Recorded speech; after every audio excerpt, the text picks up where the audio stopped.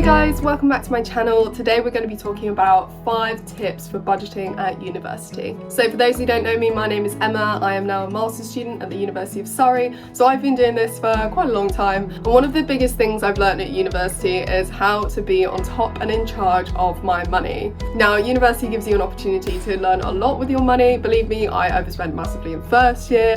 I didn't spend at all in second year. Third year placement was a shock because I had to live in London and, pay my own bills. And then the pandemic hit, so it's all been just a bit of a crazy adventure in terms of money at university for me. Anyway, here I'm going to give you 5 tips that I have picked up from my time at university and things that you can start implementing in your first year. Even if you're a current student, you can still go and implement these too. So firstly, number 1, take your rent and your bills immediately out of either your student loan or your income for the month. Just make sure you take them out of that lump sum and put them into a separate account away where you can't really see it, so you know that you're not going to spend it. There is nothing like it coming to rent day and you not having the money in your account to pay, because I'm telling you, there's going to be no university if you can't pay your rent or your bills. Number 2, define your food budget. Now, I find that pretty much the majority of my money goes on food, which is pathetic and stupid, and I just got into a bit of a bad habit when I was a bit younger where I'd literally just sort of like pay and just throw money at food and just be like, oh yeah, it doesn't matter, whatever. This is why I feel like it's incredibly important to define your food budget, especially if you're a little bit tighter on money. Now obviously this is dependent on how much you personally get, but I recommend setting your budget between £25 to £75 a week for food. Obviously bodybuilders might require a bit more food, and people who just live on baked beans all day every day will require a bit less. So it's totally up to personal preference and what works for you, but set your budget. When you have your budget, make sure that you get all your essentials in right at the beginning of the term. This means your rice, your pastas, your baked beans, your tomato soups, stuff like that, the things that you've always got in your cupboard just in case of a rainy day when you've got no money and you need something. The next step after buying all your essentials is to go and do your weekly shops, and with these you should definitely meal plan before you go and create a strict shopping list that you do not divert from that you can use in the supermarket. This means that you'll be less tempted to go and just get this cheeky snack deals or just buy food that actually you end up wasting and not even eating. I had a bit of a problem with this in my first year, I can't lie, that I just would constantly overbuy things and then I'd have like a mouldy lettuce in my fridge just sort of waiting for me to eat it, and I just never did. Meal planning is honestly one of the best things you can do and a really, really great way to make sure you are sticking to your budget and actually kind of saving money. Point number 2 is to try and set a limit on things that you know you overspend on. Now this can be anything from clothes to games to makeup, anything that you just know you're a bit weak for. So personally for me, as you can probably tell, I like clothes.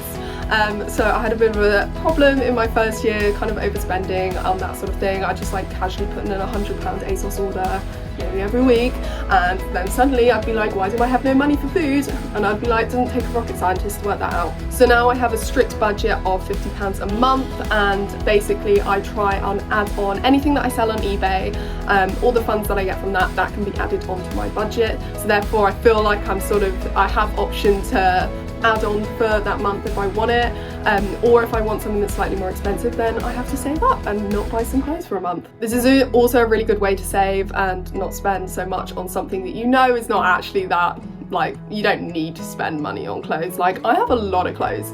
I need to just wear my ones that I've already got. Point number 4 is don't get into any subscriptions unless really, really needed. Okay, so there's a lot of subscription services out there, and I think like a lot of them can be avoided. For example, I would bring the example of Amazon Prime. Personally, I just don't understand how you can make the most of that $7.99 unless you're literally buying stuff all the time and using the Amazon Prime like video service as well at the same time. I personally don't use it that much, so therefore when I was paying $7.99 a month, I was just like, what am I actually doing? This feels like a bit of a waste of money. So make sure every so often you go through your subscriptions and just see exactly what you're subscribed to and see if it's actually worth the money. Now obviously I say unless it's needed, and everyone's very different, so obviously some people might need the Amazon subscription. Personally for me, the subscription that I have is the ASOS Premier Delivery, because I know that I'm going to get my money out of that, and that is going to be worth it because I do buy a lot of clothes, as I mentioned, especially off ASOS. Pick your subscriptions carefully and make sure that they're actually worth the money instead of you just sort of frittering it away because you think you're going to use something. Finally, tip number 5 is pre-hard don't buy in the club. Now this is very specific to university and very specific to people who drink, but alcohol is expensive, man, and that is where most of the money goes, I swear. Like, going out is a massive expenditure. And obviously I'm not saying like don't go out because you haven't got the budget to, but you can go out, but you just need to be more careful about how you're spending your money. So one thing I'd really recommend is buying in bulk and buying cheap from supermarkets. Really recommend just basically praying as hard as you can and not buying a single drink in the club, because drinks in the club are so expensive and totally not worth it. Honestly, if you do it once, then you end up spending like 50 quid on a night out and it's just horrific. I learned that the hard way. So again, it's just making a slightly more sensible decision to save a little bit so that you can still have extra money to go and spend on other things that you might want to enjoy later on. You do not need that double vodka coke in the club.